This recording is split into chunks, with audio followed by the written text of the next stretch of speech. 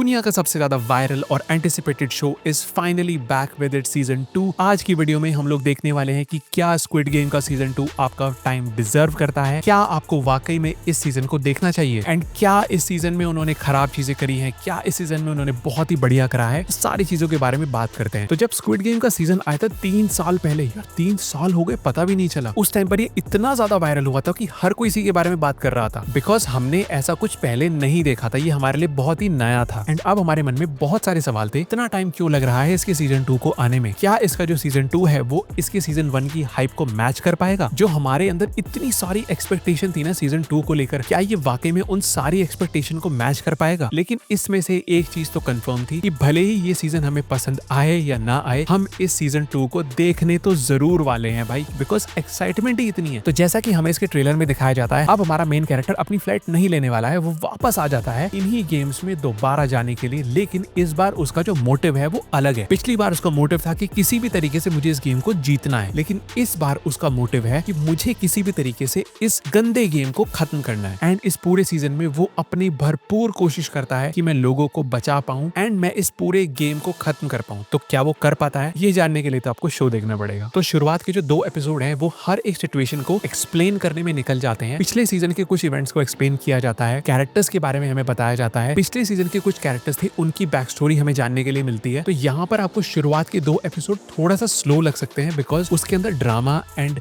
Story का जो buildup है ना वो बहुत ज्यादा है। अगर आप ये एक्सपेक्ट करके जा रहे हो कि आपको फर्स्ट एपिसोड से ही गेम्स देखने के लिए मिलेंगे, तो ऐसा नहीं होने वाला। लेकिन एक चीज उन्होंने बहुत अच्छी करी है कि उन शुरुआत के 2 एपिसोड में हर एक सिचुएशन को बहुत अच्छे से एक्सप्लेन करा है। एंड एक और चीज जो इस बार इन्होंने बहुत अच्छी करी है कि नए गेम्स को इंट्रोड्यूस करवाया गया है। हाँ, इस सीजन के अंदर आपको गेम्स कम देखने के लिए मिलेंगे, लेकिन जितने भी देखने के लिए मिलते हैं, रेड लाइट और ग्रीन लाइट को छोड़कर सारे नए गेम्स थे। रेड लाइट ग्रीन लाइट वाला जो गेम है वो तो आइकॉनिक गेम बन चुका है, उसको तो अब स्क्विड गेम के नाम से कोई हटा ही नहीं सकता। बट बाकी जितने भी गेम्स इस सीजन के अंदर डाले गए हैं वो सब नए थे। एंड मुझे चीज बहुत अच्छी लगी, बिकॉज अगर उन्हीं पुराने गेम्स को दोबारा लाया जाता तो चीजें बहुत रेपिटेटिव एंड बोरिंग हो सकती थी। अब हमारा जो मेन कैरेक्टर है वो उन सभी गेम्स को खेल चुका है, तो वो तो यार अंदर जाकर बहुत आसानी से हर एक गेम को पार कर लेगा एंड वो ये चीज बाकी लोगों को भी बता सकता है, तो बाकी लोग भी उसके साथ आकर सभी लोग वहां से निकल जाएंगे। तो ये बहुत बोरिंग हो जाता। लेकिन जिस तरीके से उन गेम्स को इंट्रोड्यूस करा गया है ना, हमारे मेन कैरेक्टर के साथ साथ हम भी बहुत ज्यादा सरप्राइज हो जाते हैं कि यार ये तो मैंने एक्सपेक्ट ही नहीं करा था भाई, ये क्या हो गया, ये कौन सा गेम आ गया। क्योंकि उस पॉइंट तक आते आते आपको ये लगने लगता है कि यार हाँ, चीजें बहुत स्मूथली जा रही हैं। हमारे जो मेन कैरेक्टर है वो सबको समझा लेगा, कुछ लोग उसकी बात मानेंगे, कुछ लोग उसकी बात नहीं मानेंगे। लेकिन अचानक से एपिसोड 3 में ऐसा ट्विस्ट आता है जिसको देखकर आपका माइंड फ्लिप हो जाएगा, यार ये क्या हुआ। एंड जो वो ट्विस्ट दिखाया जाता है ना वो था 001 प्लेयर से रिलेटेड। जैसा कि आपने सीजन 1 में देखा होगा, जो नंबर 1 प्लेयर था उसके रिलेटेड भी एक ट्विस्ट था। इस सीजन में भी जो नंबर 1 प्लेयर है उससे रिगार्डिंग बहुत ही अमेजिंग ट्विस्ट है, जो कि बिलीवेबल भी लगता है। इस सीजन के जो कैरेक्टर्स हैं वो मुझे अच्छे लगे हैं, लेकिन जो सीजन 1 के कैरेक्टर्स थे वो मुझे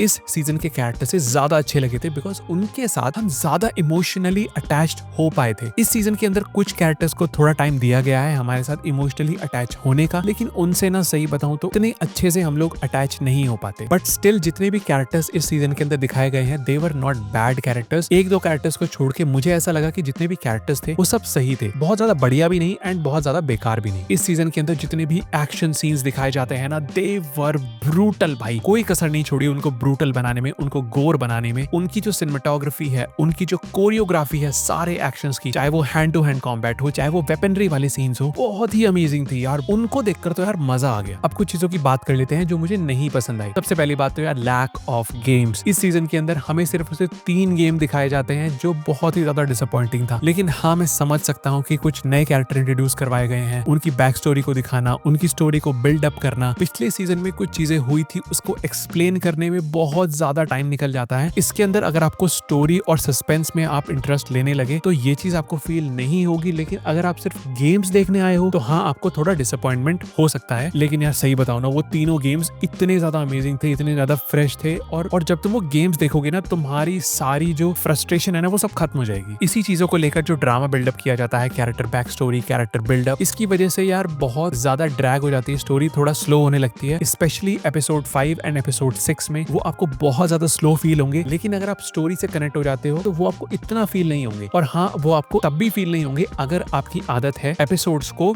थोड़ा फास्ट पेस में देखना, 1.5x पे या 2x पे, या फिर आप थोड़े थोड़े सीन्स को स्किप के देखते हो। मेरी वो आदत नहीं है कि यार मैं फास्ट फॉरवर्ड करके देखूं या सीन्स को स्किप करके देखूं, तो वहां पर इसलिए मुझे थोड़ा सा स्लो लग रहा था। लेकिन यार अगर मैं बताऊं ना, 3 साल के वेट को ध्यान में रखते हुए अगर मैं कहूं कि सीजन 2 ने हमें जस्टिफाई किया है, तो मैं कहूंगा नहीं यार, सीजन 2 ने हमें 3 साल के वेट को लेकर तो जस्टिफाई नहीं किया। मैं और तुम बहुत सारी एक्सपेक्टेशन लेकर जा रहे थे, ऐसा कुछ देखने के लिए मिलेगा, ऐसा कुछ देखने के लिए मिलेगा, इतना ज्यादा हमें ये सेटिस्फाई नहीं कर पाता। एंड हाँ, मैं मानता हूँ कि यार ज्यादा एक्सपेक्टेशन नहीं रखनी चाहिए, लेकिन यार ये स्क्विड गेम है, दुनिया का सबसे ज्यादा वायरल शो, इससे एक्सपेक्टेशन होना तो बनता ही था। लेकिन वो कहते हैं ना कि ज्यादा एक्सपेक्टेशन रखना तुम्हारी मेंटल हेल्थ के लिए सही नहीं होता। एंड वो इस सीजन को देखने के बाद कंफर्म हो जाता है कि यार जाओगे ना शो देखने, ज्यादा एक्सपेक्टेशन मत रखना, तुम्हें मजा तो आने वाला है, लेकिन उतनी भी एक्सपेक्टेशन मत रखना जितनी तुमने सीजन 1 से रखी थी। इस सीजन के अंदर मुझे ऐसा लगा कि यार कुछ कैरेक्टर्स ना बिल्कुल भी नीडेड नहीं थे। लाइक फॉर एग्जांपल मैं आपको बताता हूँ, इसमें 2 कैरेक्टर्स थे, एक तो एक बूढ़े आदमी का कैरेक्टर था और एक था ट्रांस कैरेक्टर। मुझे ऐसा लगता है कि उस बूढ़े कैरेक्टर को सिर्फ और सिर्फ डिस्टर्बेंस क्रिएट करने के लिए या फिर डिफिकल्टीज क्रिएट करने के लिए वहां पर रखा गया था। एंड दूसरा जो ट्रांस कैरेक्टर था, मुझे ऐसा लगता है कि उसकी वहां पे नीड बिल्कुल भी नहीं थी। इसका मतलब ये नहीं है कि मुझे LGBTQ कैरेक्टर या ट्रांस कैरेक्टर पसंद नहीं है, ऐसा बिल्कुल भी नहीं है, लेकिन यहाँ पर वो कैरेक्टर बहुत ही ज्यादा फोर्स्ड फील हो रहा था। एंड उसकी वजह से, उस कैरेक्टर से हमें इमोशनली अटैच करने की वजह से स्टोरी जो है वो काफी ज्यादा ड्रैग हो रही थी। और सच में मुझे ऐसा लगा कि उस कैरेक्टर को वहां पर सिर्फ और सिर्फ इसलिए डाला गया था बिकॉज नेटफ्लिक्स की कोई पॉलिसी होती है कि आपको अपने हर एक शो में उस LGBTQ कैरेक्टर को इंट्रोड्यूस करना ही होता है। इससे ज्यादा और कुछ भी नहीं लगा उस कैरेक्टर को मुझे देखने के बाद। अब इसमें कुछ कैरेक्टर की बैक स्टोरी को तो इतना ज्यादा टाइम दे दिया जाता है एंड कुछ कैरेक्टर की बैक स्टोरी बताई ही नहीं जाती है, तो हम सभी कैरेक्टर से रिलेट नहीं कर पाते, उनसे इमोशनली कनेक्ट नहीं कर पाते एंड इसी वजह से शो थोड़ा सा स्लो एंड ड्रैग्ड फील होता है। बट इसका मतलब ये नहीं है कि आप इस शो को नहीं देख सकते। This is still a very very good show. इसकी स्टोरी बहुत बढ़िया है, सस्पेंस बहुत अच्छे से बिल्ड करा है, लॉजिकल है, इसके अंदर नए गेम्स इंट्रोड्यूस करवाए जाते हैं। जितने भी गेम्स इंट्रोड्यूस करवाए जाते हैं उन्हें देखकर आपको